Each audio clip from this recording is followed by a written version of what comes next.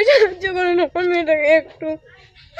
আমার মেয়েটা খুব অসুস্থ, ব্রেনে জল জমা হয়েছে, পশ্চিমবঙ্গে চিকিৎসা হবে না। আমার মেয়েটা বাইরে নিয়ে যেতে বলছে ডাক্তারবাবু। আমাদের কিচ্ছু করার নেই, আমাদের কোনো জমি জায়গায় নেই সে কিছু করে আমরা ইয়ে করবো। আমাদেরকে সবাই সাহায্য করুন, আমার মেয়েটার জন্য ভিক্ষা দেয় সবাই।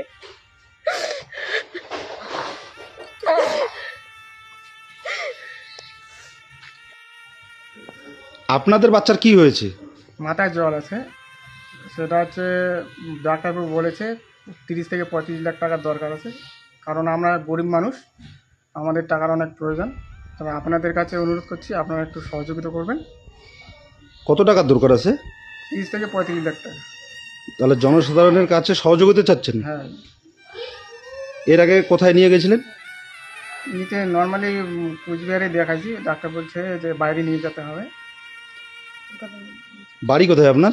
মাথাভাঙা চুপাকি অঞ্চল, ভুরকুলডাঙ্গা গ্রাম। মানে বিষয়টা হচ্ছে ব্রেনটের মধ্যে কি হয়েছে তাও? জল আছে, জল।